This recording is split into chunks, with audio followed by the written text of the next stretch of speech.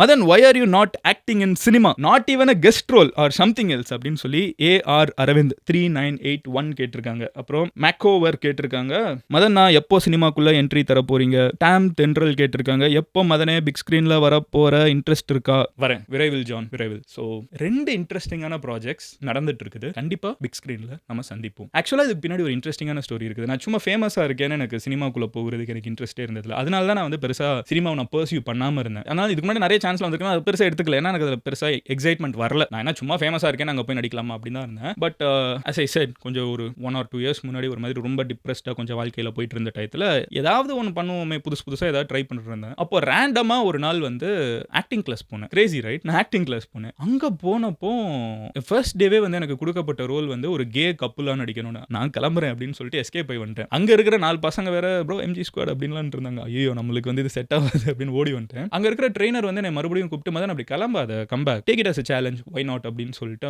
கொஞ்சம் பர்சியூ பண்ணி என்ன நடிக்க சொன்னார். சும்மா ரேண்டமா ட்ரை பண்ணேன். பட் அது எனக்கு ஒரு 1 hour 2 hours வந்து கேயா இருக்கிற ஒருத்தன் வந்து, அந்த கதை எப்படின்னா, அவன் ஒருத்தன் கேயா இருப்பான். அவனோட லவர் இன்னொரு பையனுக்கு வந்து எய்ட்ஸ் வந்துடும். இவன் வந்து அவன் சாக போறாங்கிற பயத்துல இருப்பான். பேசிக்காவே கேன்னு சொன்னாலே இப்போ இந்த வீடியோல வந்து நிறைய பேர் நம்ம சிரிப்போம், இன்க்ளூடிங் நான்.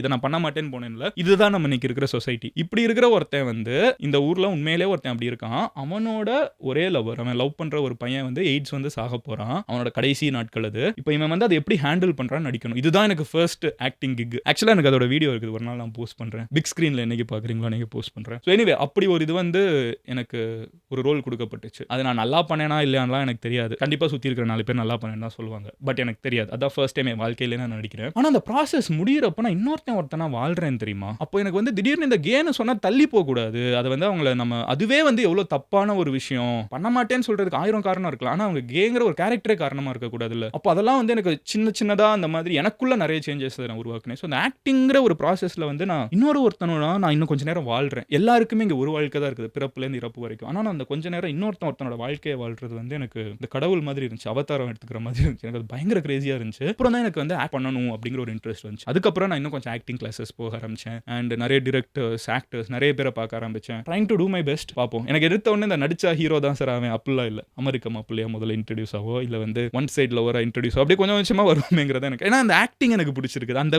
ப்ராசஸ் எனக்கு பிடிச்சிருக்குது. அப்படியே ஸ்டெப் பை ஸ்டெப்பாக வரணுங்கிறது தான். ஸோ 2 படம் பண்ணாலும் 2லையுமே நான் சின்ன ரோல் தான் பண்றேன். But I really loved what I did. அது நீங்க வர்றப்ப நீங்களே பார்ப்பீங்க. But yes, it is on cards. கண்டிப்பா நீங்க பார்ப்பீங்க.